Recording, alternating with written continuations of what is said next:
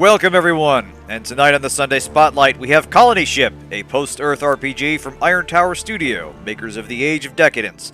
The title is very indicative. We're on a massive ship headed from Earth to another world suitable for colonization, and the journey is so long that entire generations will be born, grow up, and die without ever seeing this world we're heading to. Other complications have arisen in transit, but that is the main context to start with.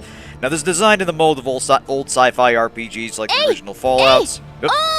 Hey, miss, I appreciate that.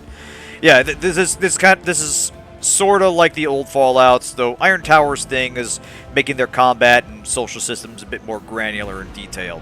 Their worlds tend to be a bit less expansive, but they have more depth to the plot and specific ways it can twist depending on your decisions. There's just a lot of really solid, evocative writing, and in this game they're stretching their art and their overall design in some interesting ways here. Hey, Branch, good to see you. Let's get started with a new game, and I'll show you a little bit what I mean here. Now, this game still is in early access, which started about a year and a half ago, and normally I'd be cautious for that reason, but they're making good progress. About 2/3 of the maps they've planned are complete. The last update was back in August, and according to the developers on the Steam forums, the tentative plan for the next big update is within the next week or so. So they're moving at a pretty good clip, and I like a lot of what they've got so far. But yeah, we got the two difficulty modes here, Underdog, which is kind of the default difficulty, and Hero, which softens a lot of the initial hardships. You gain skill more quickly, your party is more accurate, enemies suffer their accuracy and such. So yeah, we'll be starting on the default difficulty here. Their previous title was a bit more hardcore in that respect. It started with an advertisement, you need to be ready to die early and often, and it lived up to that. I unironically say that it is the Dark Souls of old-style RPGs. Someday, Kren, we will get the gang together and play us a playthrough of Baldur's Gate 3. Anyway, right. So, we got the crunchy, number-heavy character build system. Usuals of strength, constitution, dexterity, and such. A bunch of different skills. The way you level up is a little bit different than you might expect in that it comes down to which skills you actually use and not necessarily just gaining experience. I mean, you do level up in that sense, but the more you use skills like biotech, persuasion, lockpick, and such, the more they themselves level up, so you're sort of incentivized to figure out what it is you want to do early on and sort of lean hard into that. Yep. Holy Ragnar Pip-Boy. Hey, Zero. Good to see ya. Yeah, let's see here. We'll just go, yeah, we'll just go Carl Stolz here, why not? So, yeah, these are the various types of disagreeable fellow we'll be playing, or disagreeable lady we'll be playing. In fact, why not? We'll do that. We'll say I will be Carla Stolz. Why not? Let's see here. Why not? I always like redheads. It's a little tricky getting too much into customizing your character. Like, Wasteland 3 had this problem. You spend most of the time running around in heavy armor anyway, so there's not a lot of point to... I mean, you can, like, customize your character in different ways, but you're usually zoomed out to the point where that doesn't really matter that much. And leave me in the dust despite the first person to buy it. You'll get your chance, Branch. We'll all get our chance. But anyway, yeah, I didn't know what I was getting into to start with, and when I don't quite know, I usually kind of go with a balanced build with maybe a typical, like, small guns diplomat, so let's start putting some points in. 4 is kind of like, yeah, it's defined as the bare minimum needed, so we'll put myself at a respectable baseline and specialize a little bit in dexterity and intelligence. We'll drop strength down 1, put that into charisma. Let's see, max followers. Actually, I think 1 more point and we can get an extra follower. Yes, there we go. Very important, that. Okay, so yeah, the guns here have some interesting variations since you got your pistol, rifle, shotgun, machine gun. They have different effects in combat, and since you'll have personal shields and such, each of them has like different dispersal patterns that will interact with armor in different ways. Pistol has more It has a greater variety of quick and trick shots you can use. Shotgun has more stopping power. Rifle has more penetrating power. SMG is a little bit better on groups. So they differentiate the weapons in interesting ways. And like I said, the Iron Tower's thing is kind of having a bit like a fairly crunchy, complicated combat system. So we'll just go pistols for now. Why not? The other thing is their speech options tend to be a little bit more involved than you might see in a Fallout game, where you've got different flavors of it. It's a little more like Vampire Bloodlines. So you got Persuasion, Streetwise, Impersonate. So depending on the situation, you might need to fast talk in a different way, and not everyone will be capable of bluffing their way past every encounter just because you jack up your speech stat, because there is no one speech thing. So we'll bump up our armor too, why not? And feats, these are your perks. So gifted gives us some extra stuff. So they rather nicely lay out the perk sheet here, everything you can potentially get and the requirements for it. So you can plan your build out from the character screen in pretty far in advance. So let's say, yeah, that'll work. Alright, start game. Okay, so here we go into the setting. It is the year of our Lord 2754. You will never feel the sun's warmth under a blue sky, never hear the wind in the branches of a tree, and never swim in the ocean, because you had the misfortune to be born on the ship. You have never seen Earth, and you'll never see Proxima Centauri either. Your past and future both sacrificed by some dim and nameless ancestor to the greater good of the mission. Starfarer, they called her, a pretty name for a retrofitted interplanetary freighter.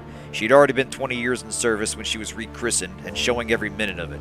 No one is certain the ship will actually reach its destination, and nobody much cares, since no one alive will live to see it. Fatalism is the prevailing philosophy of the shipborne. Make the best life you can, and consign all your what-ifs and what-might-have-beens to the void.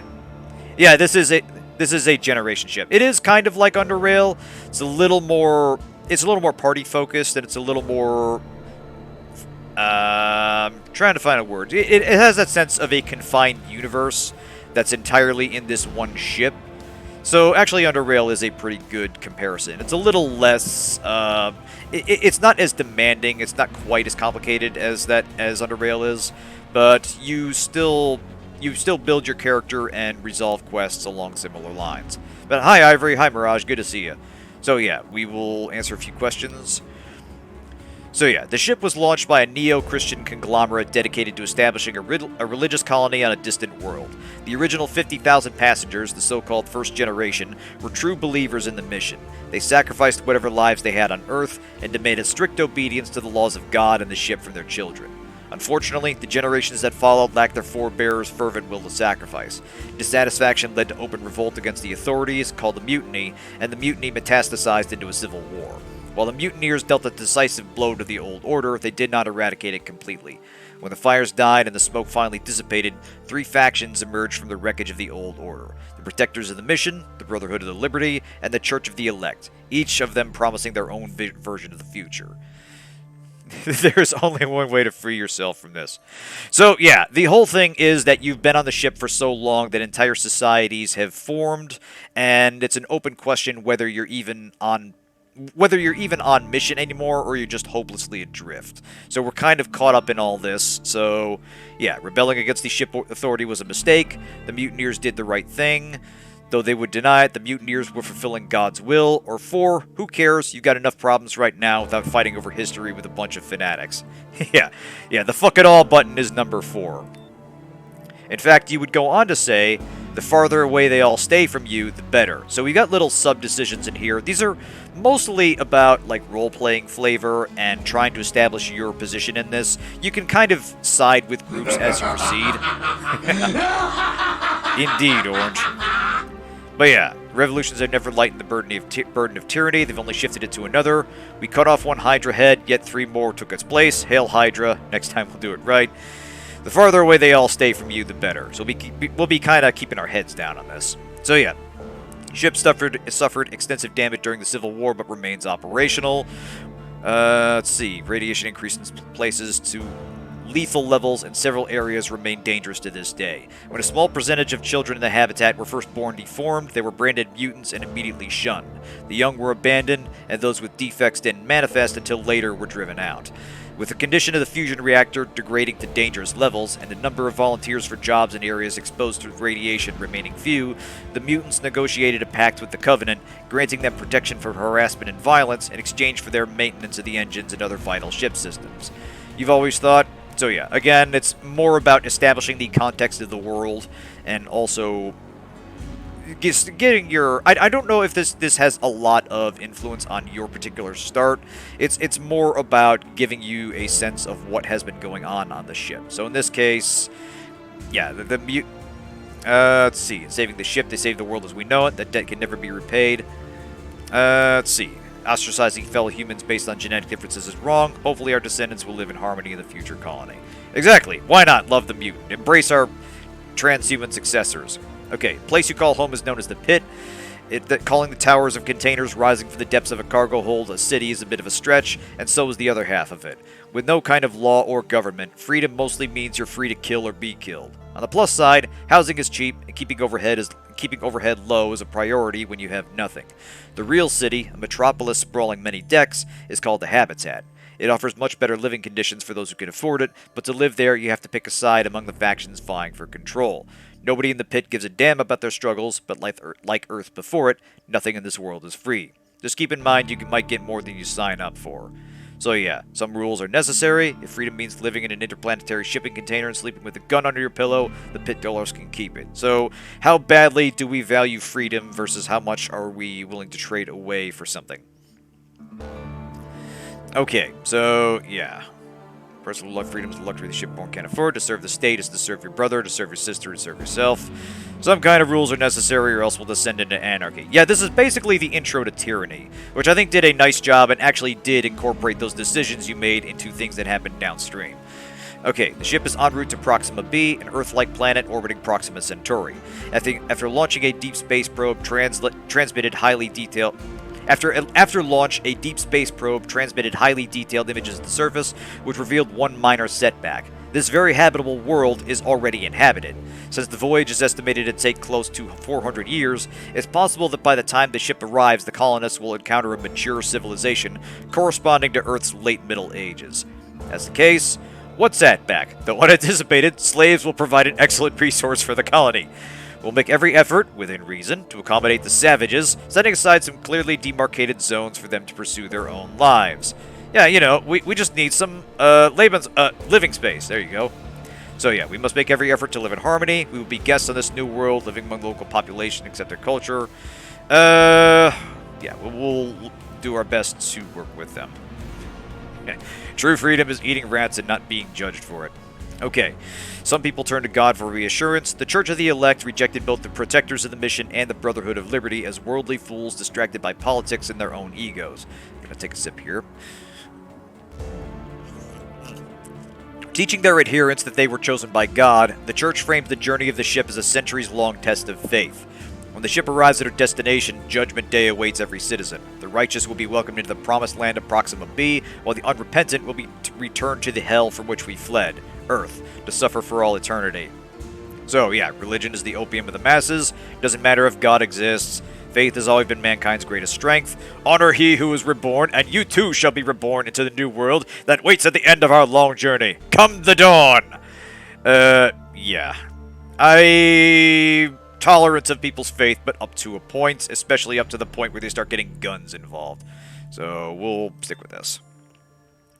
Okay, Protectors, one troop. So this is introducing each of the factions that are critical to ship operations and the current status of the mission. So yeah, the Protectors, one truth is the mission. The sole way to ensure successful completion of the mission is to follow the old ways. The ways of the fathers, forefathers, and founding fathers are together the beam on which the ship travels to our ultimate destination.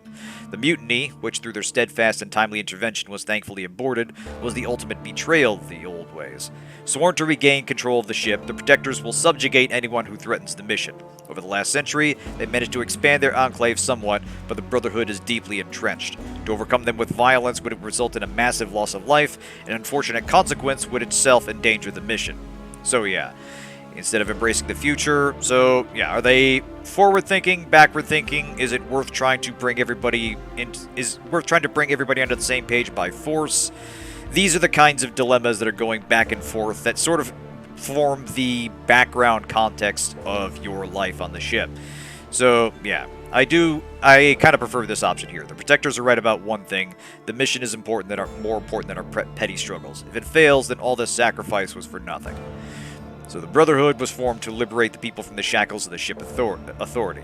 Their first sally, the mutiny, did not completely achieve this aim. However, the Brotherhood was successful in establishing themselves as a significant power. Unfortunately, subsequent attempts, wherever they may be, ran into an unexpected obstacle. Not only did the people refuse to cooperate in this noble mission, they often violently resisted, and sometimes even chose protectors of the church over their own best interests. So yeah, to survive, we must evolve, and the Brotherhood is merely an agent of change. He who fights monsters, blah blah blah, etc. Brotherhood did end the tyranny of the ship authority, giving us a choice on how to live our lives. The best slave is the one who thinks he's free. They will thank the Brotherhood later for liberating them. Yeah, sheep. Do what you're told. So yeah, your beliefs and opinion may change and evolve over the course of the game as you interact with factions, groups, and various individuals. Keep in mind that actions speak much louder than words, and that saying one thing and doing another won't fool people for long. Begin your adventure. Alright, now we get to the actual game part of the game. Ever since you were a kid, this has been your home. A sprawling heap of vacant cargo containers slowly getting filled up with those who couldn't afford to stay in the habitat or needed to get away from its bosses and factions. Out here, folks have lived free and die fast, and with those who survive earning their keep by either diving into the wreckage of mission control and bringing back valuable relics of the past, or figuring out a way to make money off the fools who do the diving. From the day it sprang up like a patch of mold on this rich substrate, the pit has been overshadowed by Jonas Redford, the canny, cagey son of a bitch who planted its first spike. The de facto mayor of a town with no government, Jonas holds court in the Promised Land, the pit's only brothel and the base of operation for his networks of thugs and whores. But as the pit has grown, Jonas's seat at the top has gotten shakier. When the Brotherhood of Freedom threatened to annex the town, the concerned citizens banded together and hired the Regulators, a mercenary gang led by Jeremiah Braxton, to keep the Brotherhood out. But now, as Braxton's gunmen swagger under the neon lights, some folks have started wondering whether it's time for the pit to get a little law and order, and whether Braxton might be the right man to wear a sheriff's star. You open your eyes to a gray hull metal ceiling, one panel of which flickers yellow, indicating day shift. You overslept, not that it matters. With a grunt, you roll off your stained mattress and open the window to let in some fresh air.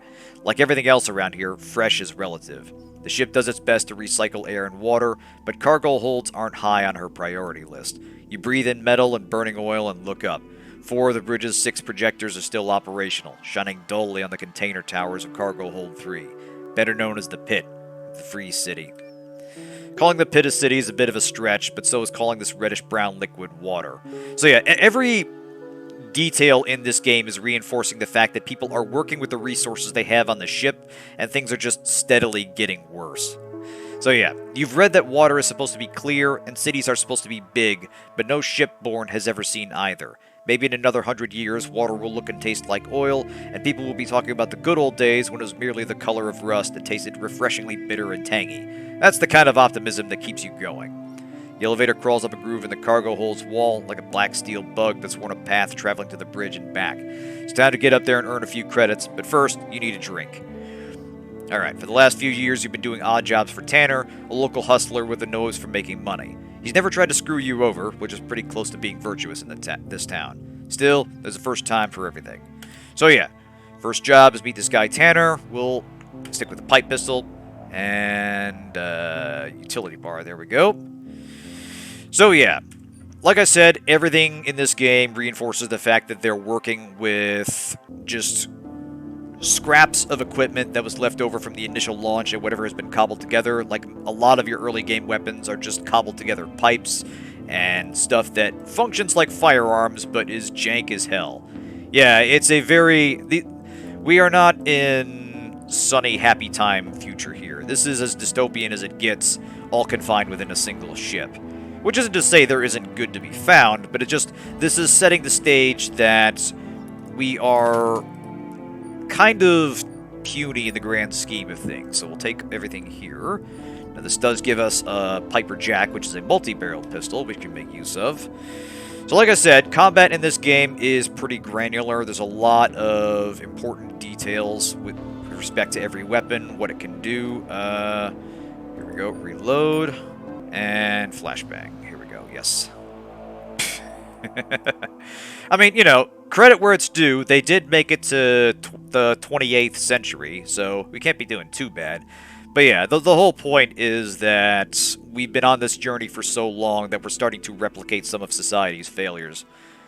Another day, eh, Carla? Says Xavier, raising a cup of the black blend of chemicals that has passed for coffee aboard the ship for at least a generation. Looks like it. Any big plans? I got a job on a diving crew, says Xavier, taking another ship. They lost 2 men last week, so they hired me on the spot.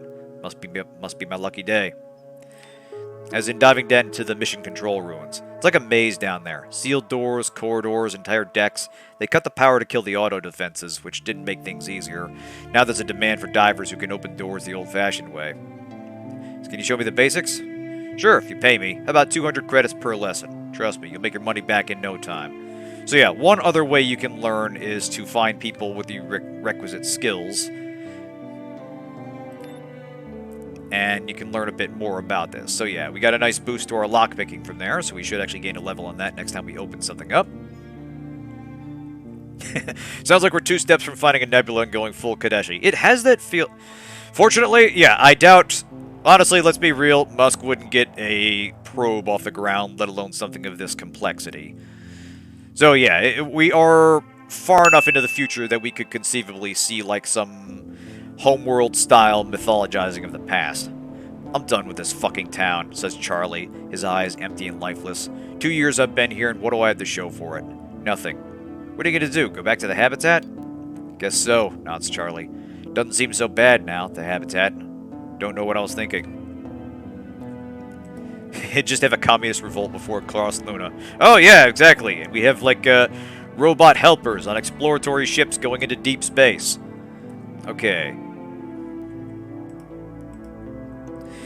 Yeah, my understanding is they would want like a proof of concepts for either like space elevators or an orbital construction platform or some other habitat in space besides the International Space Station before they would build a permanent facility on the moon. Have you accepted our Lady and Savior, the Sajukar, into our heart yet? Soon, Ivory, soon. So yeah, here's a distinguishing element of Iron Tower's games. Their combat is pretty brutal, so and you are thoroughly encouraged to find solutions to problems that are fitting with your character's build, and not necessarily to fight every enemy you see. So a couple local junkies are loitering near the entrance to the alley, probably waiting for the next victim. I'll get into this so I can show off the combat a bit, but rest assured we're not really built to easily fight this first thing. Bring Sajuk to bear! After watching Musk manage Twitter for the past weeks, I've rethought my position on Elon being in charge of moving all the wealthy to Mars for colonization. I say he should go for it. Why not? What's the worst that could happen? We get rid of a lot of people that, well, you get what I'm saying. So yeah, Swos is one of the junkies. Look at you strolling like you own the place. It's our territory. You got to pay me first, then you can be on your way. All business-like, see? Now, these options would be colored green if we were guaranteed to pull them off. Otherwise, it's kind of a crapshoot. This is Streetwise 2. We only have 1. We do still gain experience if we try it, I believe. In fact, we will try. We did gain experience despite the fact that it failed. So it's not always a bad idea to try things you don't necessarily know will work, but you need to be ready for the consequences, and so now we're going to have a fight here. So yeah. Fights in this game, let's see, what's over here? So yeah, they're sequenced by initiative, so we should actually get to go first. And we have a chance to place our unit here. Fights in this game are kind of tailored. There's no such thing as random encounters to the best of my knowledge. So yeah, we can pre-position ourselves and make any last-minute preparations with our inventory before the fight actually starts. So you've got time, if a fight starts, to get ready for what's in front of you. If violence is the answer, you are murdering hard enough. So yeah, we'll go ahead and start combat here. So yeah, up here is the turn order. Our initiative is on par with Spike, so we'll go first. This guy Bulldozer is right behind him. So you'll note here that our accuracy isn't great to start with. We specialized in small guns, but the fact is that these guns are...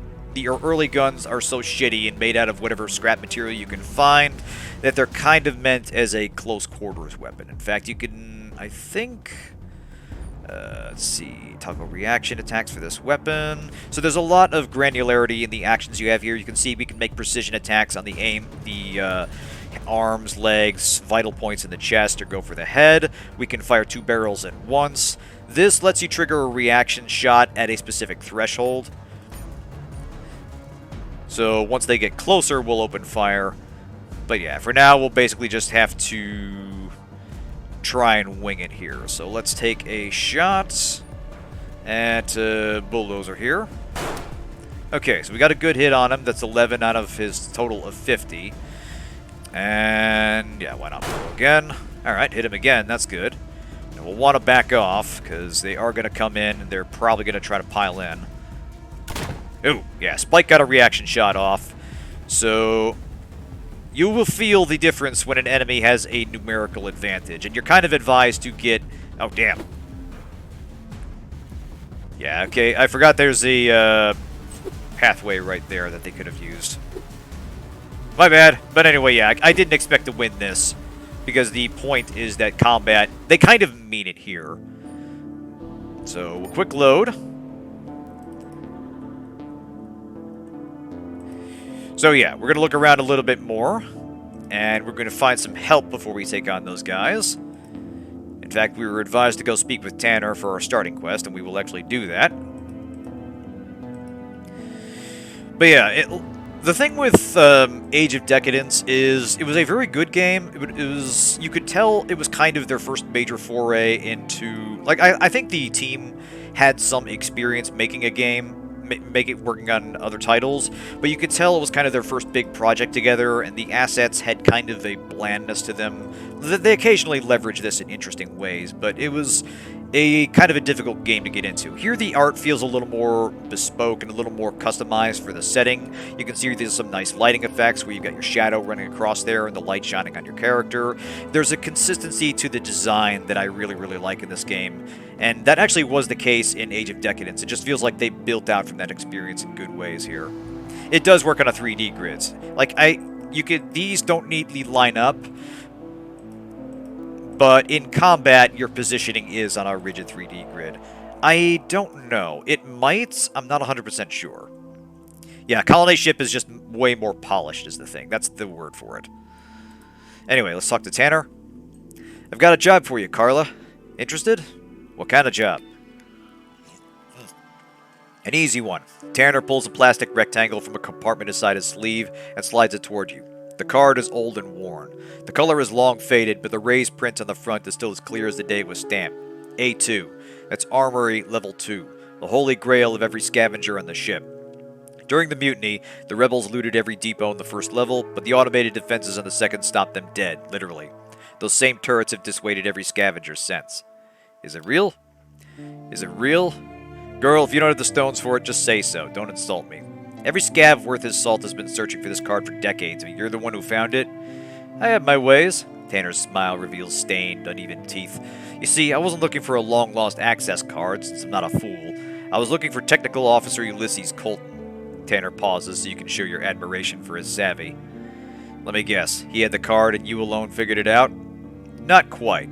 I alone figured out how to find a man who changed his identity and died in obscurity nearly 100 years ago. I have a feeling you're dying to tell me. Tanner pulls a battered energy pistol from his belt bag and tosses it to you. This is his sidearm. He changed his name, but he couldn't change the serial number on his gun. Once I found the serial number, the rest was easy. His granddaughter sold the pistol 20 years ago. Let's take a look at this. It's an old, rust-covered energy pistol fastened with tape. Its plasma chamber hasn't seen any action in decades. So that's the other thing. Because energy weapons on the ship use energy, the technology to manufacture additional ammunition for them is limited. Like, most of the ship's generators are just powering the essential systems here, so people have sort of been reduced to conventional powder-burning weapons for firearms.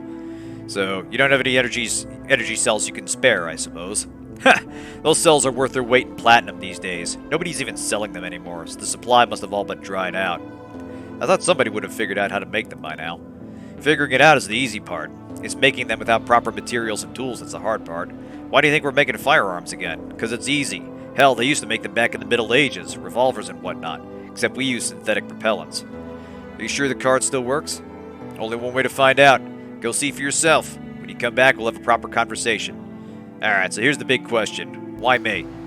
Tanner's silent for a moment, as if deciding how honest he should be. I can't do it alone, and I don't trust anyone else. Keep the pistol. Consider it an investment into our enterprise. It's not going to be an easy trip, so take your time to get ready, you hear me? I'd feel safer if I had someone to watch my back. Take Evans. I saw him at Abe's store earlier today. Dumb bastard almost shot me. Sounds like the right man for the job. Alright, let us go get us a buddy. Actually, hang on a second. We can talk to Jack here. What can I get you? The bartender has spotted you looking over the assortment of unlabeled plastic gallon jugs, each with its own appealing liquid in some shade of brown. We've got gut warmer, rat poison, high voltage, fire water, and absolution. Special on the rat poison right now. Every third round is free for as long as you're able to drink it. Rat poison it is. The ship provides the basics of human survival. Recycled air, recycled water, and end tabs. Recycled nutrients and minerals pressed into chewable tablets. They taste like cardboard, but they're free. Those who desire the finer things in life, like synthetic meat with a side of algae, have to pay. Because the forefathers disapproved of drink, the ship was never configured to provide alcohol, but the law of supply and demand supersedes the dictates of religion, and everyone's favorite vice is widely available. Each bar has their own secret recipe. The wise drinker prefers to leave it as a secret. See, I love the writing in this game. They get into like the nitty-gritty of survival and the basic elements of daily life on this essentially doomed voyage, or so far as we know, anyway. And it's it's rich is the thing, and it's very evocative writing. I absolutely love it. Anything that can withstand cosmic micro debris can take a shot or two. Yeah, I have to imagine they specifically built the ship to be durable for a long voyage, and anything we can manufacture on the ground in the ship itself is unlikely to penetrate the hull. Since you ask, there's this one fella owes money to just about everyone in this area. Name is Jedediah Walker. He just goes by Jed. Balance owed is 1,200 credits, including interest. Manage to collect, you'll get 250. How does that sound? It sounds familiar. I can tell you he runs his mouth faster than he runs up a tab, and that's saying something. Jed claims to have traveled the ship from stem to stern and made deals with every known type of merchant, fanatic, and scab known to the void. How such a world-wise entrepreneur ended up living out in a rusted-out container furnished with discarded packing material is a mystery to me. But I just serve the liquor. I never claimed to be one of the big brains around here. Alright, Camp Town. So that's further out. Maybe don't shoot the reactors, yeah. Some things in here don't react well to bullets. Okay, right. So Abe is up here. Honest Abe's General Store. And you know we can trust him because he's got honest right there in the title. Alright. Welcome to Abe's, says Abe, his face distorted by a permanent smile. Everything is on sale on this very special day. You say that every day. Can't help it. Every day is a special sale day. Does the sign even work? You're the only one who's complaining. Maybe I should charge you extra. Alright, so nothing special with the dialogue for him. We can try to pinch some ammo, but I don't think there's any major consequences for trying, but we will avoid additional trouble for now. Here's Evans. So he's a gunfighter, and he'll be one of our first companions here. Evan learns the reality of his new trade the hard way. The first time, Evans got lucky and killed his man as he fumbled his draw. Riding high, Evans called out an old hand who put 3 bullets in his chest and left him for dead. Lucky for Evans, a stranger patched him up and he survived, but today he looks like a man whose luck is just about to run out. Carla, what brings you to these parts? He asks, a bolt-action rifle still pointed your way. I have a job for you. His rat meat is only 54% artificially structured synthetic soy protein. Yum yum. Yeah, there's actually things where later on you go to like hydroponics decks and other things that are sort of meant to terraform the world you're going to, and some of them have kind of been repurposed to support life on the ship in some interesting ways. Anyway, truth be told, I've got a job for you too. All you gotta do is stick around and watch my back while I deal with these thugs. You do that for me, I'll do whatever you need, no questions asked. Deal? Jonas sent some gun thugs to harass Abe. Abe here went to the regulators, but Braxton said he can't spare any men. You and I both know the bastard doesn't want to get involved. So Abe hired me to watch the store, but the son of a bitch didn't say a word about Jonas until I agreed. I'm no coward, but I don't want to go against Jonas alone. He runs this town, for Christ's sake. Why did Abe go to the regulators? Beats me. We all agreed to hire the regulators, and the Brotherhood started eyeing the pit and getting ideas. Only reason they're still around, now that the Brotherhood's backed off, is to make sure they don't come back. At any rate, their job is to show we have some muscle, even if it's a hired muscle, not sort out local trouble. What does Jonas want from Abe? Money, what else? His thugs said everyone who does business in the pit has to pay taxes or pack up and go. I told Abe he should pay, but he doesn't want to listen to reason. If he wants to die, that's his business, but now I'm going to go down with him. Alright, well, let's see what happens. The gun thugs show up around noon. A man in his 40s who moves with a slow confidence, and a brash young man eager to get himself killed. You got the money? Demands the kid. The older man stays quiet, keeping his eyes on you and Evans. What money? You deaf? Asked the kid, spitting on the floor. Jonas's money. He owns the pit, so it's about time you fucking freeloaders started paying your fair share. Doesn't have to go this way. We're gonna try to talk our way out of this. And which way's that? Asked the older man, softly. You can see he's been counting heads and running the odds while the kid's been talking. Might not be me, says the older man, smiling. It's not a good smile. Are you willing to bet your life on it? On what might happen? On what might or might not happen? It's one hell of a gamble, friend. You saying we leave empty-handed? Scoffs the older man. You have a feeling he wants a way out. Apparently the kid gets the same impression. What are you talking about? Asked the kid. It's 2 against 2. Hell, I could kill both of them myself. So yeah, we could do streetwise here if we had that, but we got persuasion up, so you can see that's guaranteed to work, whereas this is potentially going to fail. So yeah. And then what? Collecting tax is one thing, killing folks over it is another. You cross that line and you'll end up dead sooner than you think. So got a nice little bonus there. Have it your way, the older man says tiredly. We're going. The kid tries to protest, but for all his talk, the only thing he shoots is a black look. So, wait for them to leave. The door hisses shut behind the gun thugs and Evans breathes a sigh of relief. Then gunfire erupts outside. What do we do now? Asks Evans, visibly shaken. We'll have to see it through, I suppose. It's your call. I reckon I'll stick with you until this thing blows over. Welcome aboard. Alright. So yeah, big difference from Age of Decadence. You can build up a full party here, and you have full control over your party members and their inventory. Occasionally in Decadence you would have, like, help in fights, but it was strictly a solo affair, so the early game was especially punishing in this regard. So you can see Evans, he's got himself a rifle, which itself is also made out of pipes, scrap pipe material, and a rounder, or like a custom-built revolver for emergencies. So he's a bit more built for direct combat than we are, or at least combat at range. So he'll be handy to have as we continue. So, let us head outside, see what the fuss is about. So Braxton is outside, the head of the regulators. Rumor has it that Braxton once served a higher power, that in the days before his crisis of faith, you can see the cross on his forehead, he was known as Faithful Gunner Jeremiah Braxton among the Church of the Elect. There's plenty of talk about why he left, but as is often the case, no story is more compelling than the others. Backed up by a few like-minded men and picking up more recruits along the way, Braxton left the church and wound up in the pit, where good fighting men are always in high demand. And around the same time, the Brotherhood had started nosing around, eager to establish a foothold here. Braxton and his regulators offered the good people of the pit their services. After much debate, they were hired to drive the Brotherhood's men out, which was accomplished with brutal efficiency. You see Braxton and 2 of his men standing near the bodies of the gun thugs. Thank God you're alive, says Braxton, holstering his gun. When I saw them leaving the store, I assumed the worst. I thought you didn't want to get involved. It's not my fight, says Braxton. But someone has to step in and protect these people. I have nothing against Jonas, but this time he's gone too far. Well, good luck with that. Wait, says Braxton. If we move against Jonas, he'll claim that the regulators are taking over and many would side with them. We don't want that. But you're one of them. If you challenge Jonas, people will side with you. They need you, Carla. Why me? Who else? Braxton asks loudly, making sure that everyone can hear him. You didn't look the other way when Jonas's thugs threatened Abe. You saved him because it was the right thing to do. Now I'm asking you to help save this town. I barely know Jonas, and I don't know you at all. It's not about me, and it's not about Jonas, as Braxton says quickly. It's about this town. I think it's sinking into anarchy. What we just witnessed here is but a taste of what's coming, unless we put a stop to it right now.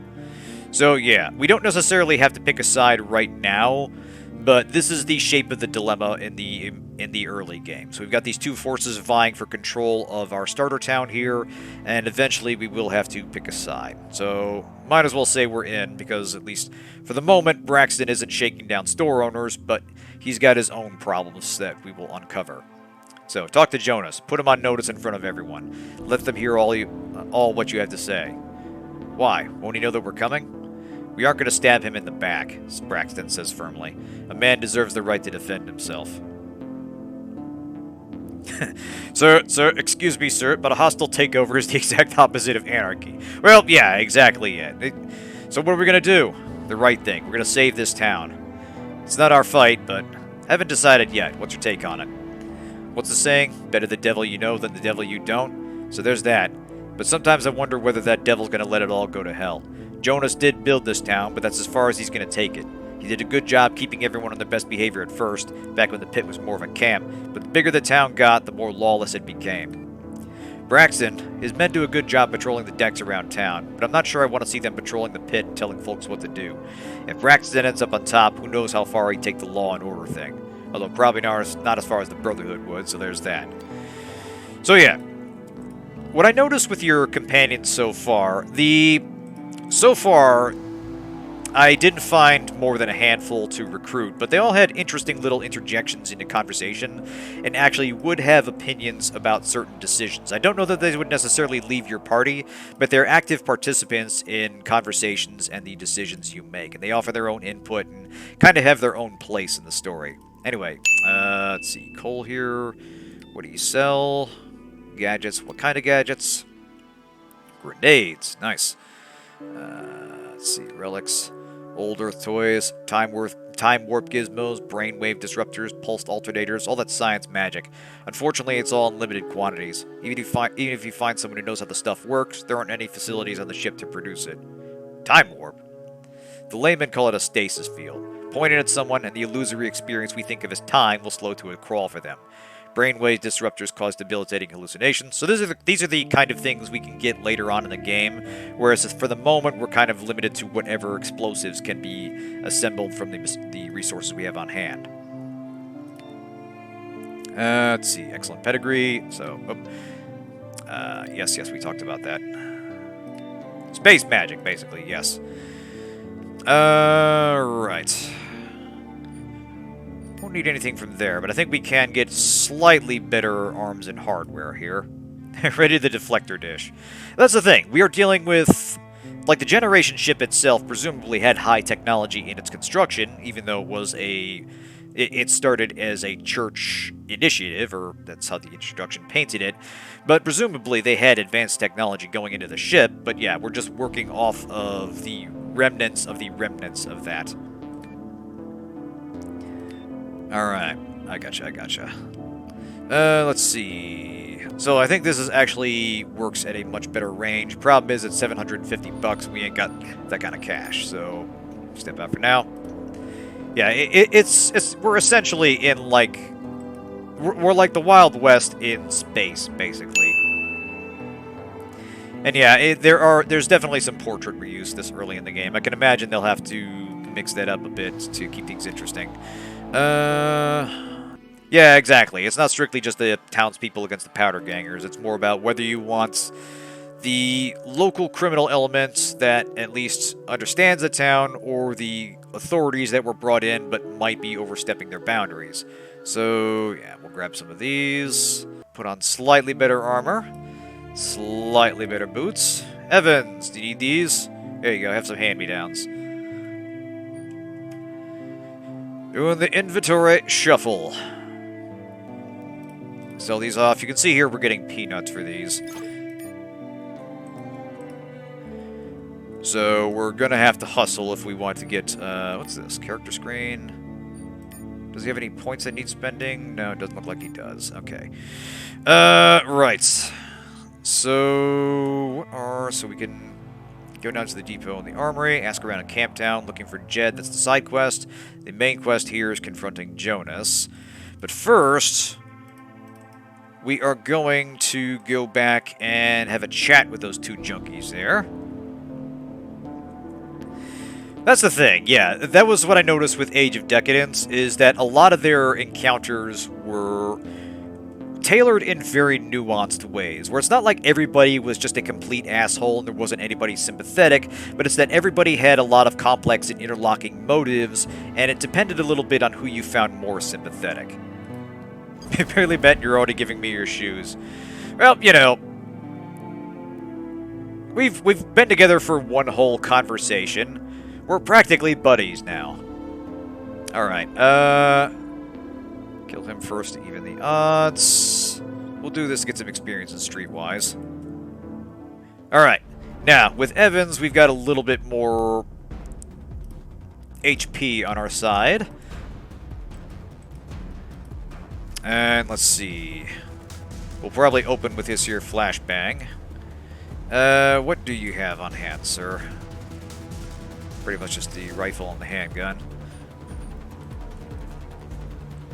Oh yes, the tutorial window's up. There we go. Okay, Evans. Good, good, good. As long as he doesn't smell the inside and start ranting about the fresh milady smell. Yeah, as far as I can tell, Evans is just kind of, he's just kind of a grunt. Hand him a weapon, point him in the right direction, he'll fight loyally to the bitter end. Okay, so let us begin, and let's hope that the extra target will give us a little bit more staying power. Now, Evans actually has higher initiative here, so he'll go before Spike, who will get a turn before me, and then we'll use the flashbang to even the odds. Alright, Evans. So yeah, much better accuracy here.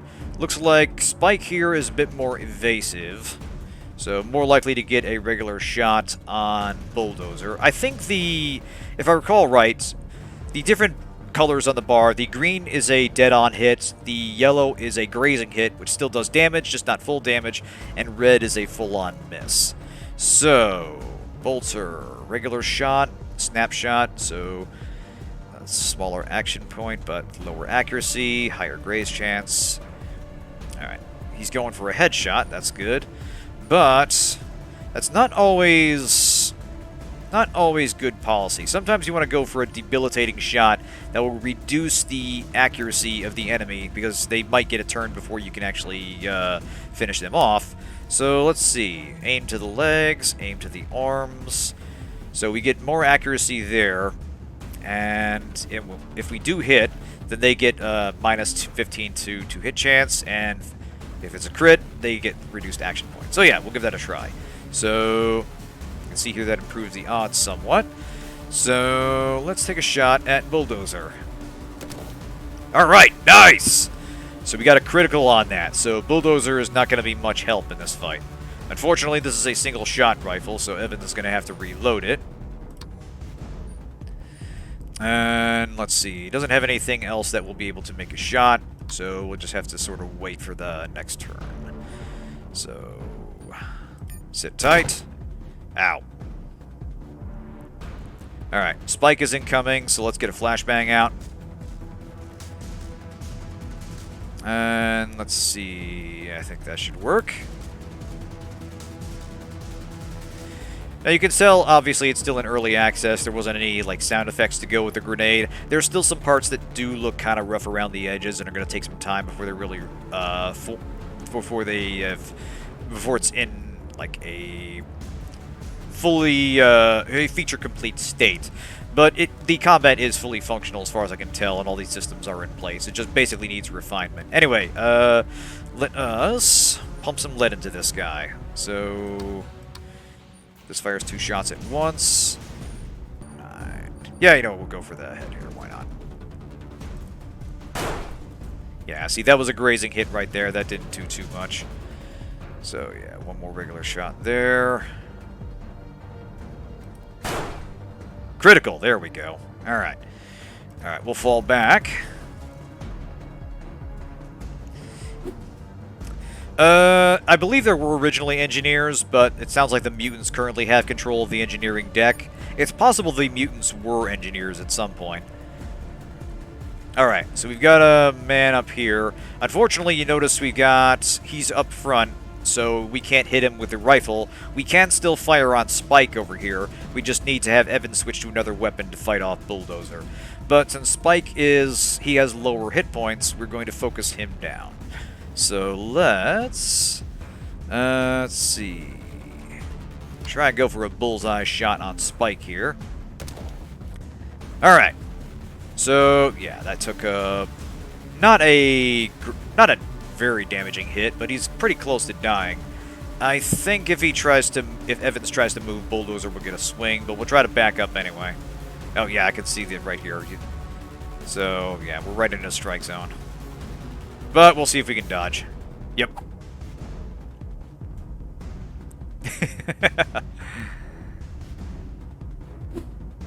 Alright, so Spike's coming after us.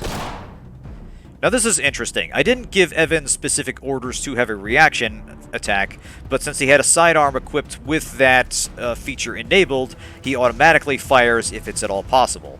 So that's a handy thing to consider when you're picking your loadout. The guns will have little granular differences between them. So yeah, you can see here our Piper Jack pistol is actually a liability at this range. It's just a little bit too bulky to fire at somebody who's bearing down on us with a melee weapon. So we're going to have to back off here just a little bit. We do have us hypo if things get really damaging. Ah. Okay, so that didn't do any damage. That's good. Alright, let's see if we can get a good body shot off and finish Spike here.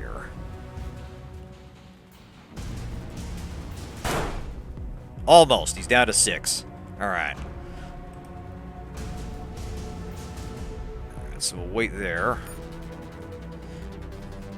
Okay, yes, that's more tutorial stuff. So yeah, they do a good job of giving you all the information you need to make an informed decision. And even when you look at the enemy, you can see right here, it tells you how much action points there are to reload, the damage your weapon does. So it's there's a lot of... They make it very easy to see need-to-know information before you commit to spending action points. So we'll go ahead and reload his rifle here. Let's see if we can finish Spike off. Then we'll focus on Bulldozer. Nice! Good shot, Evans. Alright. Now let's let Bulldozer come up, and now we can tag team him. Now we took our own reaction attack there. Unfortunately, that was a damn good hit. So we're going to have to... let's see. Yeah, we'll want to go ahead and use this. Okay, gain 10 HP instantly in the next turn. So, strength. So, yeah, this is their version of the stim pack, but unfortunately it comes with penalties. So, the game is really strict about how you're able to heal in combat, and your options in the early game are kind of limited. They really want you to focus on learning the tactical system and making careful decisions before committing to a fight. So, yeah, we'll go ahead and pump ourselves full of this. Then we'll back off. Alright, that was a graze. That wasn't too bad. Alright, Bulldozer. Oh, no ammunition. Alright, Carla, load up. Take one more shot at the guy. Oh, not enough action points. That's okay. We'll just have you back off. Let's see here. So you can see here, the red outline on the ground indicates the furthest that the enemy can reach on their turn. So it does the Wasteland 3 thing of giving you very clear information about when you're in danger, what you need to do to outmaneuver your enemy, and you can decide carefully before committing to an action, which I really, really like. I feel like, I don't know if that was specifically an inspiration, but I do feel like they have some DNA in common when it comes to deciding their combat. So, Evan's still up close. Yes, that's how grenades work. We figured that out. Let's see. You know what? Let's just switch to... let's see. How do we switch weapons here? There we go. Alright. Just switch to his handgun here. Oh, that's still too close. Never mind. Alright. Alright, he missed his reaction shot. That's good. Load up. And fire. Alright. Alright, homeboy's wounded. We got this. Let's get in there and finish him off. So...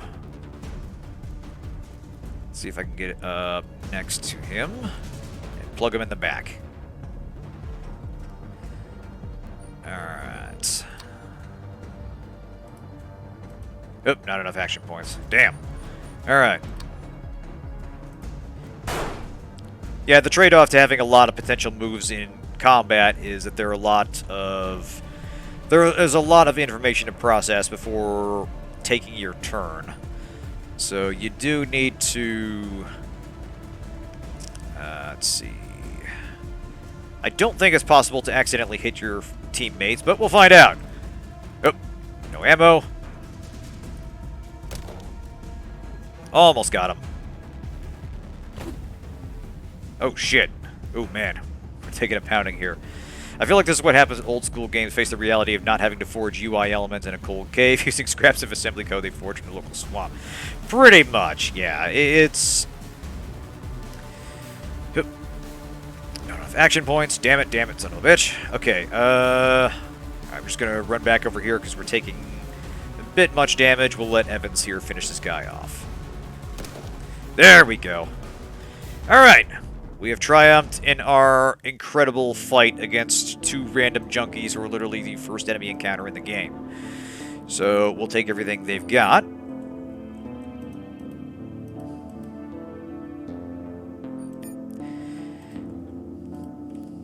But yeah, you can tell this is a sophomore effort for the team. Again, I don't know the full extent of Iron Tower's development history. I know as a developer, they only have two other titles under the belt, which is Age of Decadence and another title called Dungeon Rats, which I think is in the Decadence universe, but is more of like a tactical thing where you're controlling a team and not really narrative-driven. Okay, as you approach, the woman turns on her makeshift grill, a metal plate resting on two crates above a simple burner. "What can I get you?" she asks. One look at the unappetizing mass of recycled protein sitting on the grills is all it takes to dissuade you from the special. She points at a vat with some kind of tear-inducing steam seeping out from around the edges. "Today only, $3.50 for a fried New Yorker."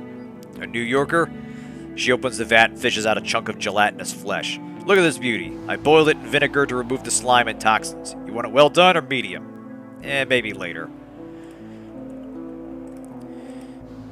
So, yeah, having real meat and real plants on the ship is something of a distant memory, and the more luxurious outfits on the ship will at least have some kind of a synthetic construct. We are a long way out from having any kind of livestock or original vegetation. Anyway, let's head up to the med bay.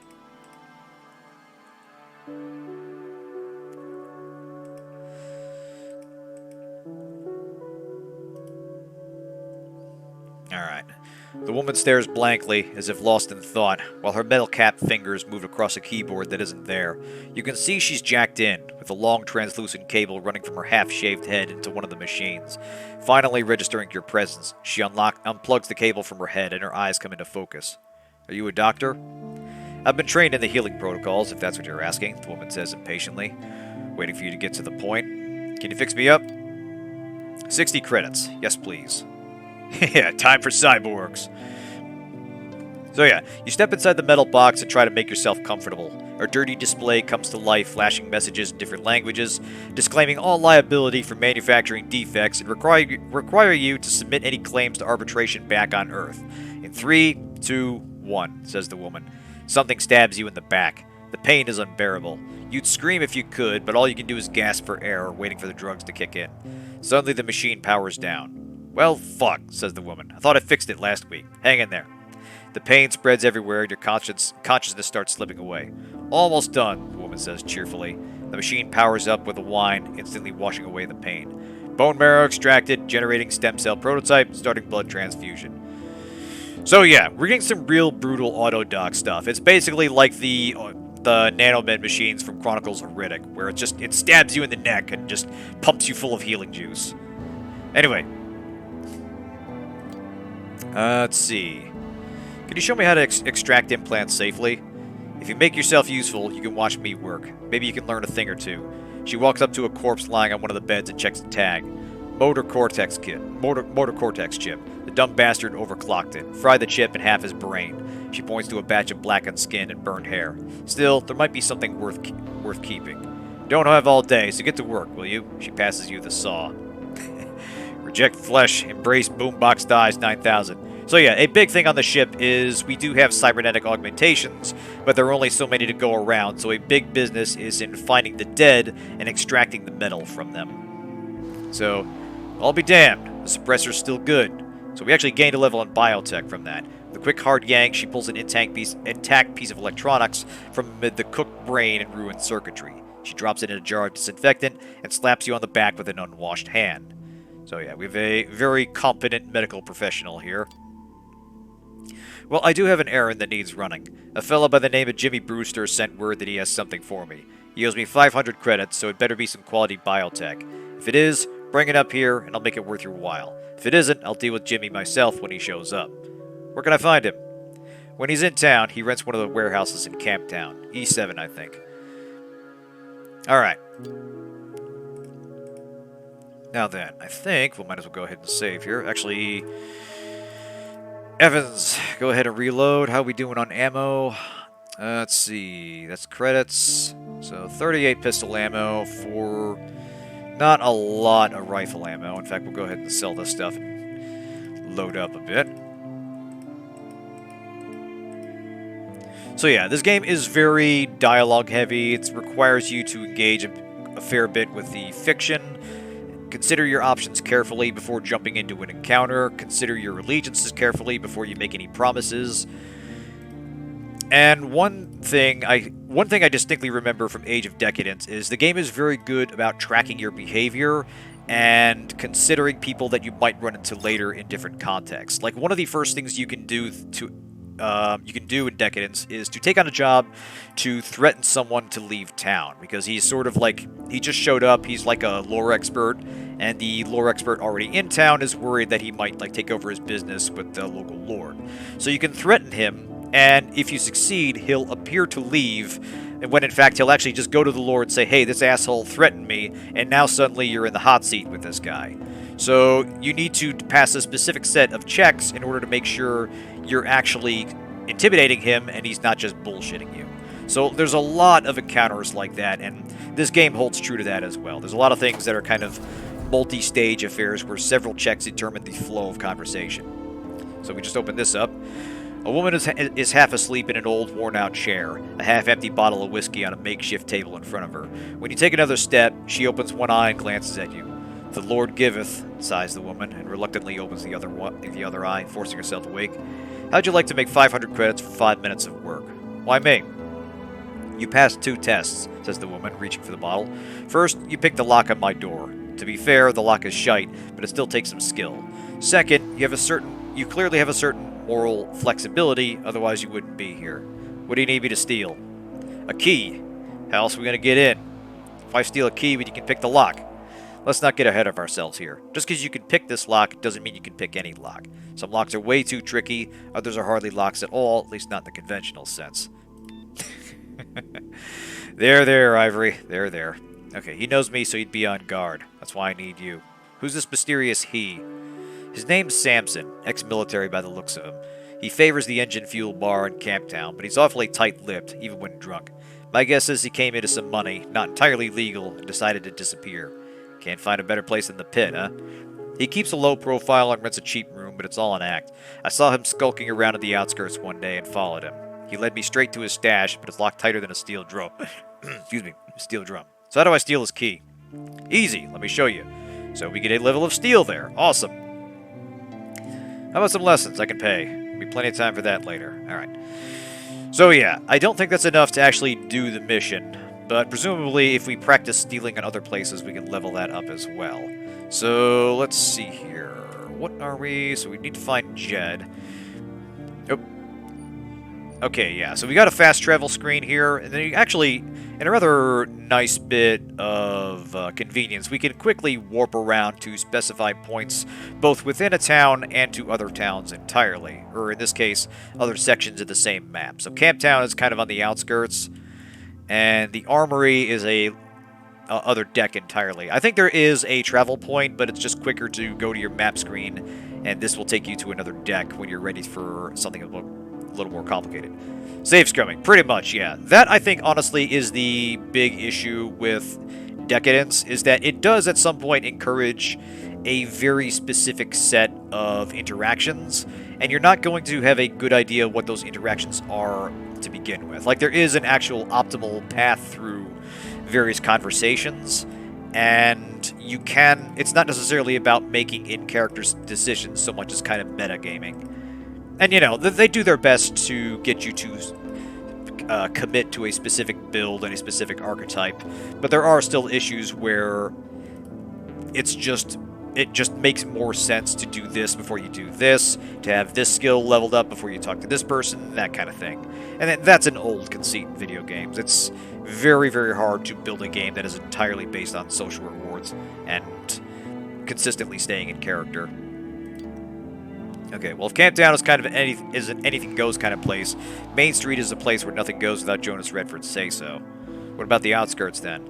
The town's growing, and the outskirts is a physical manifestation of the growing pain. I'd stay clear if I were you. What can you tell me about Jonas? What everyone knows. He set up a camp here 20 years ago or so, back when he was still making runs into what was left of the Mission Control. The camp grew, and Redford grew with it. He doesn't call himself a mayor, but he doesn't have to. Everyone knows what he is, except maybe Braxton. Braxton is a hired gun. So a few years ago, Brotherhood got the notion we won't put up much of a fight if they were here to free us from our chains, so Jonas hired Braxton and his regulators to dissuade them. Braxton lost half his men dissuading the Brotherhood until they got the message, which gave him a hero status and all kinds of ideas. Why be the mayor's guard dog on a tight leash when you can be the mayor? Yes. It was basically just, reinforcing the fact that Braxton is something of a local hero, but he has ambitions beyond that. So, let's see. We are looking for Jed and Samson at the engine fuel bar here in Camptown. And actually, Jimmy is also here as well. So, let's look around. Welcome to the Old Earth Emporium. The proprietor is so excited you almost can't tell it's a pitch. Where do you want to go, my friend? Do you want to walk the streets of ancient Rome? Sail the seven seas before they went toxic? Save Earth from brain-eating alien invaders? Let's get to the part where you tell me what you're selling. Movies, he said, just like the olden times. What you're looking at here is a fully immersive simulation. Puts you smack dab in the middle of the action. Back before the mutiny, this magic box was a training simulator. Used to upload skill sets into a person's melon. Achieve in minutes what it'd take decades to learn in the real world. Now imagine what this level of tech can do for modern entertainment. Forget about everything else you've seen today. I'm talking about the best damned experience in your entire life. So you're telling me you have a machine that can load skills into people's minds like a software into a computer? It sure can, if you have an authorization token. Whoa! He's plainly frustrated by how insistently you're missing the point. Do you have such a thing? No, you don't. So why not take a load off and enjoy some of Earth's finest films instead? So, yeah. Hinting that there's a lot of little interactions you can have along the way that can unlock different ways to build out your character or other skills you can develop, other quests you can find. It's a compact universe, but a dense one. There's a lot of different ways that this starter quest can unfold, though you do eventually have to side with either Braxton or Jonas.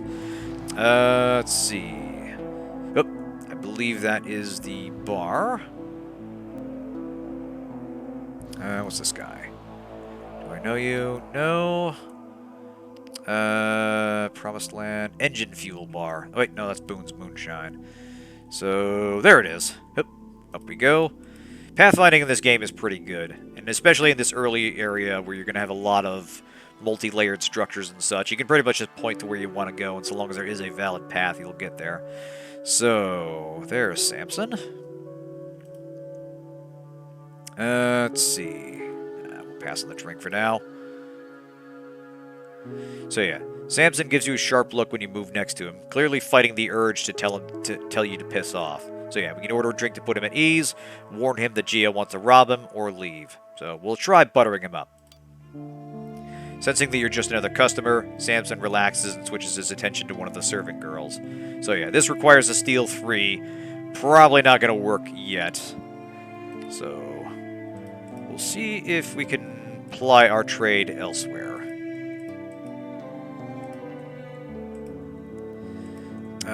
Let's see. See if we can find Jed.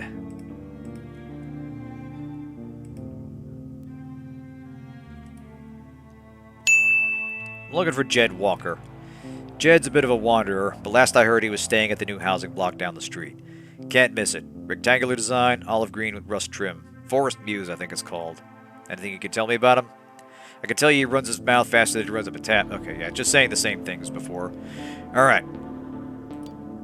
Okay. Must be your lucky day. My algae shipment is 3 days late. My customers are complaining. Fetch it for me and I'll pay you 1,000 credits. For a delivery job? 1,000 credits for a shipment of algae. I pay Carlos 900 per case, but I'm willing to throw you an extra 100 for delivery. If you can get a better price from Carlos, that's between you and him. Where can I find him? Over at Hydroponics. Where else? I hope you don't mind a bit of traveling to expand your horizons. So yeah, I think that actually unlocks another deck, the Hydroponics here. And this is where you start getting a little bit more to the bigger variety of the setting. So yeah, once tasked with adapting Terran planets and grasses to the alien environment of Proxima Centauri, Hydroponics was abandoned during the mutiny. Quickly overwhelmed by out-of-control mutant vegetation, it more closely resembles deep jungle than a research complex. In addition to the abnormal plants, oversized pest control species, bioengineered to safeguard the colony's farmlands, are also on hand to punish the careless. So yeah, this had been set up as sort of a terraforming operation, and now it's essentially become overgrown with various plant life that we were meant to work with, and now we have to actively avoid. Now then, let's see. When you guys hit the Middle Ages, aliens, you're so gonna get wrecked. Yeah, this is literally going to be the reverse of the War of the Worlds. We're gonna get there, and we'll get wiped out by, like, super typhoid or something. Or just, like, some, like, really bad cold. We'll catch a local flu and just be done. It'll be like super coronavirus. You lost? Says the guard with a scowl. Sarah sent me. Why the high security? Too many crews out looking for an easy score these days. Okay, so this is the guy with the, that the doctor sent us to. Okay, the so-called merge consists of 3 desiccated heads fixed to crude stands, their withered expressions frozen forever in the rictus of their dying moments more than a century ago. Whether they were mutineers or security officers in their day, they stand unified now. All 3 heads sport ocular and neural uplink implants. A rich haul, even if half the implants are fried. This one's a sergeant, I think. The scab points at the dented metal knob embedded to the left temple. A squad leader, maybe even an attack team if we're lucky. Inspect the merchandise, always. While you would need to extract the implants and run some tests to see if they're still functioning, other signs show problems with the tech. Superficial burns indicating a power surge, bone loss around the devices, and scar tissue indicating frequent access for repair. The data jack on the leftmost head is fried, but the ocular seems fine, whereas the ocular to the right has been repaired multiple times. Not a good sign, but the data jack looks functional. Out of the 3, the Sarge is in the best shape. While the ocular was apparently destroyed by plasma fire, the squad leader and data jack show little wear and tear. Looks like this newly promoted soldier barely had time to enjoy his upgrades. Alright. I owe her 500 credits, so the standard package should cover it. So, let's see. Point at the heads of the standard gear, so we can take the head on the left of the ocular implant, or the data jack implant. So I think we actually get to possibly use one of these, or maybe it just becomes available at our store. So what about the squad leader? Sorry, friend. Gear that rare never stays put for long. Got a buyer on the way here as we speak. As if on cue, the door slides open and a fully armored, heavy-set man strides into the warehouse. He's trailed by a couple of flunkies. Hired, you're guessing, to squawk if anything comes up on his 6. The big man pauses for a moment like a predator sniffing the air and glances at every corner of the room. When his eyes land on you, he waits until his goggles get a read on you, then frowns. Clearly, this is a man who doesn't like surprises. Obviously, kill them all and steal it. Which one is mine? He nods at the grotesque heads. Oh, found a typo. So yeah, if we want to, we can start trouble here, but at this point, we're kind of banged up, and we don't really have a lot of resources, and our guns are still kind of shit. So this is an example of a quest you'd probably want to tackle a little bit later if you wanted to go for that first head. And of course, there'd be consequences later on if we did so. Right, the combat is the hardest in Chapter 1, so it's doable, but tricky. So for now, we'll take the data jack implant and kindly go on our way. And that is something that Iron Tower games do very well. Like I said, it makes you really think about whether you want to start trouble right this second, or save it for later when it's a bit more advantageous to do it, or just peaceably go on your way and stick to whatever your character build is. You really do have to commit to your preferred solution, and if it doesn't work, it just doesn't work, and you just don't get to resolve the quest. Or at least not the way you'd prefer. So yeah, that was something that Age of Decadence did very well, and this game continues to do it as well, too. So let's pop on back to the med bay.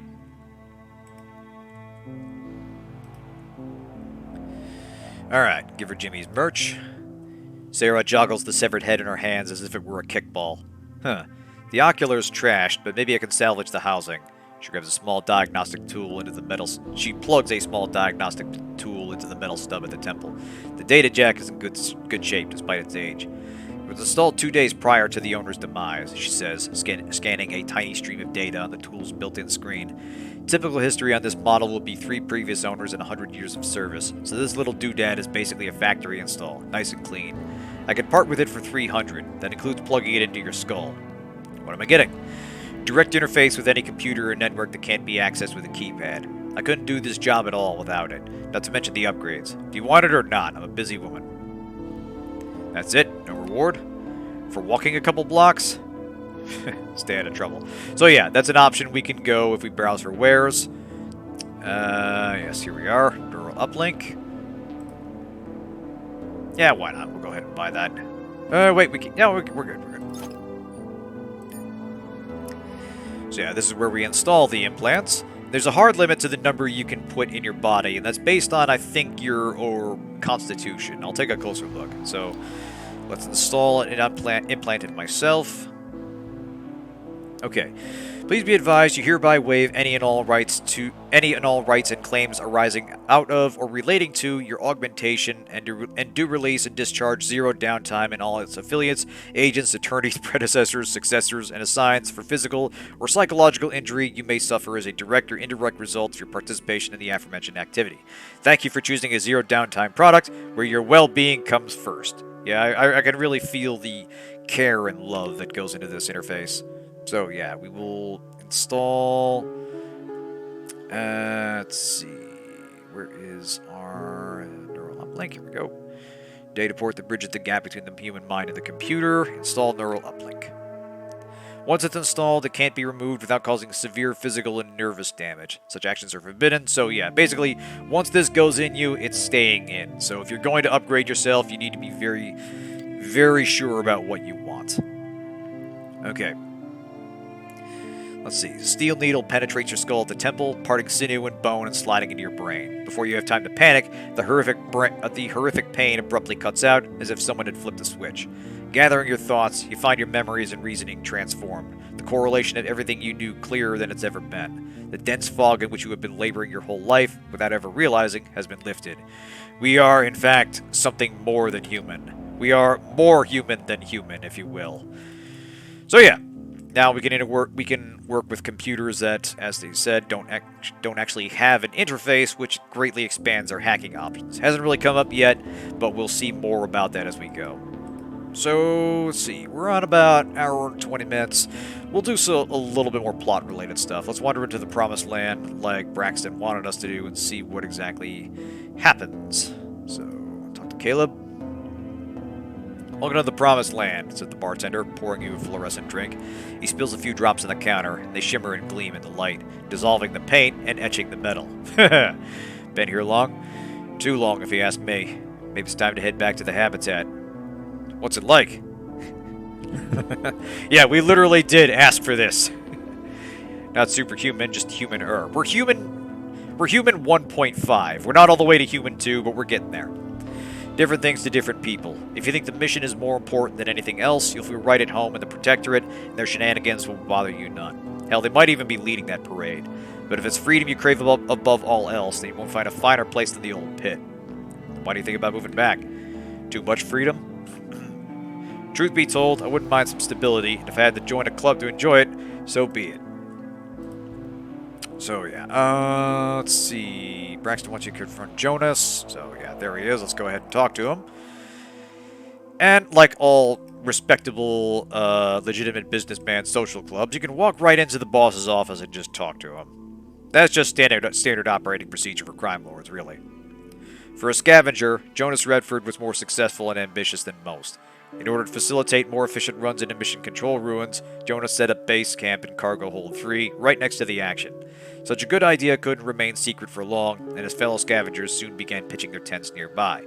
With its increasing popularity, the camp attracted a growing crowd of traders, whores, and other hangers-on, and people began to see it as a rugged alternative to the habitat, which promised safety but insisted on submission in exchange.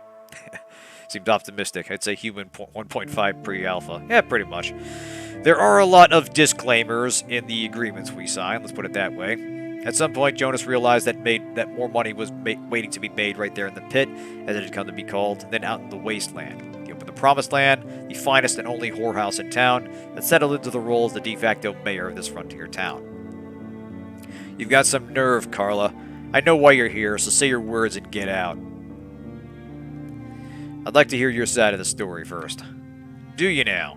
The only reason you're still breathing is because Braxton expects me to kill you, and I'm not going to do this bastard any favors. But if you think I'm going to explain myself to you, think again. Your men would have killed Abe if I didn't step in.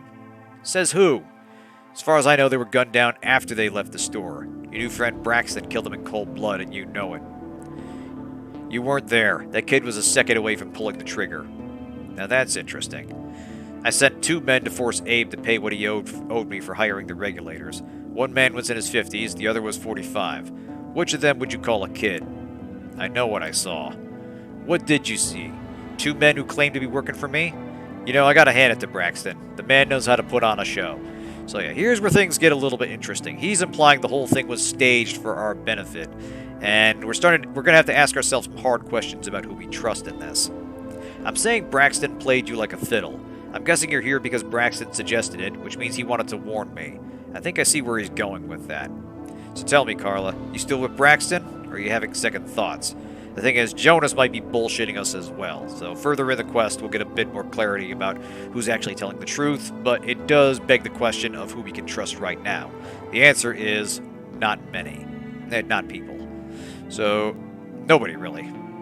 Honestly, just don't trust people in this game. That was a recurring motif in Decadence, and that continues to be the case here. Just suspect everybody is out to fuck you over, and you'll be right at least half the time.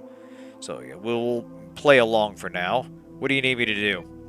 You're gonna help us take out the regulators, he says, as if resigned to an unpleasant chore that's been let slide too long.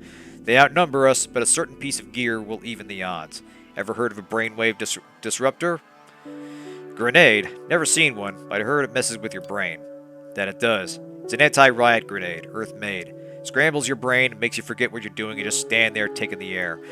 Braxton will be watching my boys like a hawk, but since you're an unknown, you can run fetch it, while Sam, he nods at his enforcer, runs interference. Where am I going to find this thing? Good question. The Earth-made relics aren't exactly common these days, but I bet Cole can point you in the right direction. He sells all kinds of crap, most of it ship-made, of course, but he keeps track of who has what.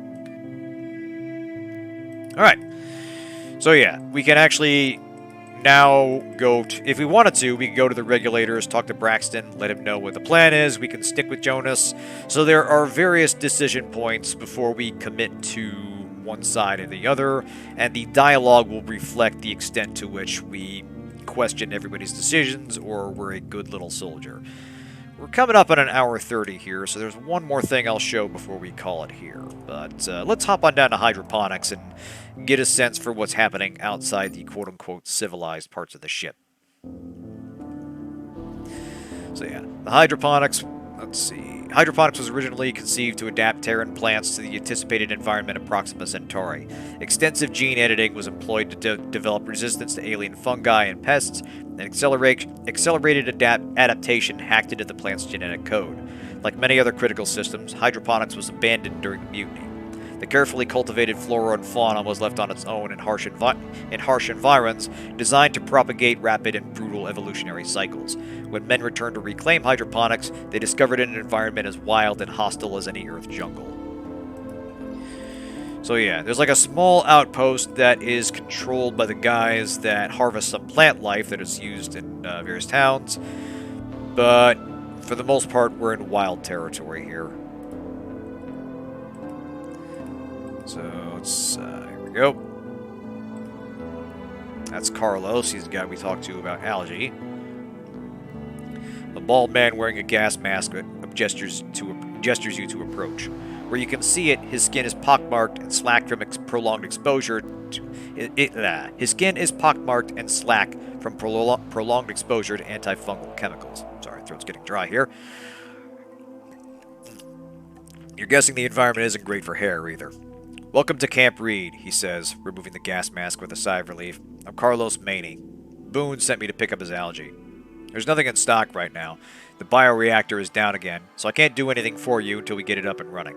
Of course, if you're willing to lend a hand, here we go. We need more parts. Everything in the vicinity has been stripped bare, except, he looks meaningfully at the ruins of Alpha Tower. Once, the hydroponics tower is all stretched from the floor to the ceiling. While the lower section of Alpha Tower was destroyed during the mutiny, the upper half still clings stubbornly to the ceiling like a big metal stalactite. An ancient and not especially trustworthy-looking walkway connects the stub to a nearby tower. I'll give it a shot, but don't hold your breath. Do you have any work that doesn't require acrobatics? Well, we do have a dispute with a fella named Morgan. We hired him and his crew to clear one of the towers from wildlife, but now they're refusing to hand it over. I'm assuming all options are on the table? We prefer if the situation were resolved amicably, but one way or another we need to reclaim that tower. So yeah, we have a handful of people working out here, but for the most part it's a dense jungle with a lot of dangerous things out here. I believe this is the tower in question. Yeah, the entire lower section has been gutted, and now it's just this part that's clinging to the ceiling here. Now you see this walkway here, we can interact with it, so let's run around. Actually, can I... Oh, no, I can't actually get there yet. Right, I remember now. We actually go down into the depths of hydroponics, work our way through here, climb up there, and one possible way into here is to have the athletics to make this jump. Extremely dangerous, and if you fail, I don't know if it kills you outright. I know some Decadence checks did do that, and they were pretty obvious. But obviously you'll want to be physically fit before you try to make that kind of jump. Otherwise, I think you might need to find another way in. So let's head on down and see what sort of wildlife we're dealing with. Oop. Here we go. Here we go.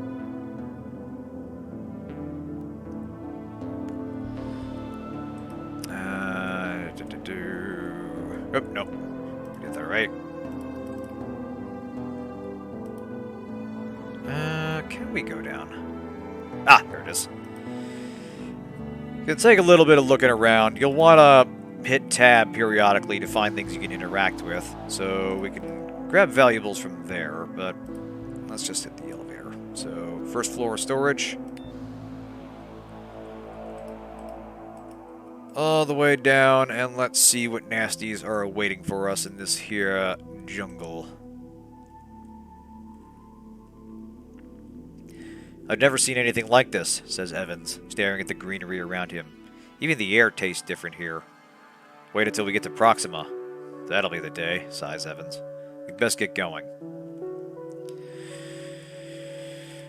So yeah, again, as a reminder, there are no random encounters around here, so even our encounters with the wildlife are going to be fixed in place and kind of one-off. So you can see here we've got some foliage we can pass through, and usually there will be trouble on the other side of it, so we're definitely a little bit early going to this section of the game. We're probably not going to be able to win any particular fights.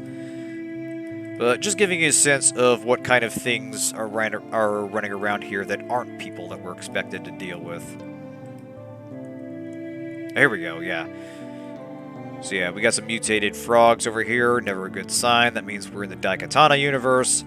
Is there any other directions? I thought there was at least one. I might be mistaken. We may be able to sneak past them. Spot some frogs up ahead. Sneak, best to avoid them. It's killing time. Not the Daikatana universe. Oh boy. Yep. Okay, so here's an interesting thing. So, sneaking in this game is also kind of an instant situation. and you can pick a character to sort of sneak by an area that has the better sneaking skill. In this case, neither of us is terribly good at it. Evans is marginally better.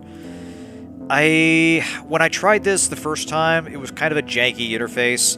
It is still turn-based. You can sort of see here that there are areas in which creatures will start to notice you, areas in which they will definitely notice you. So I don't know if we can actually sneak past this, but we will give it a try. So, yeah, because we don't really have any sneaking characters in here, the frog spotted us immediately, and we got trouble. So yeah, the frogs look small, but so do pit bulls. Bullfrogs go for the legs, and when they knock you down, they go for the head and finish you off. Good leg armor and a helmet will make a difference. Spitters go for the eyes, an attack that can blind and poison the unprepared. Good goggles and breathers will protect you. Now, you saw at the store they did have like head, eye, and leg gear, and you're starting to get a sense for the different ways in which non-human creatures can cause a problem.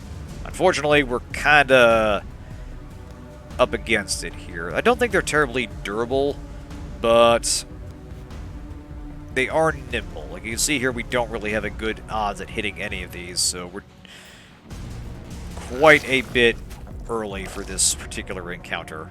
Base frog, exactly. So yeah, we'll take a shot and see what happens. Oop, not enough action points. So just go for a body shot there. Yeah, completely missed. We are hosed.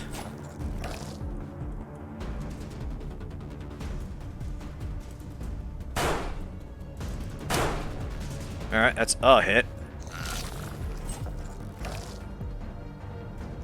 Yep, Evans is down. And it's got his head. Oof. Sorry, Evans.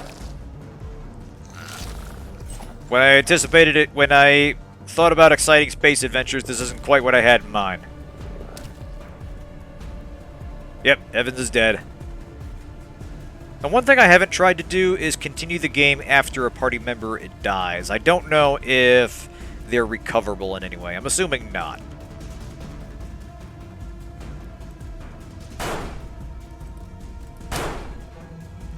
Alright, we'll see if we can at least take one frog out before we go down.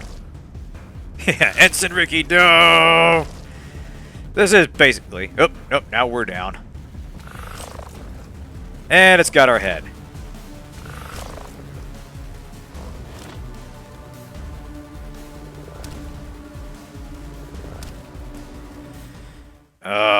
Y'all just wait till I level up, goddammit. So yeah, there are many ways to die aboard the ship, perhaps none so common as your fellow passengers. Okay, so that's a bit of a typo there, or a bit of a misprint, because that should...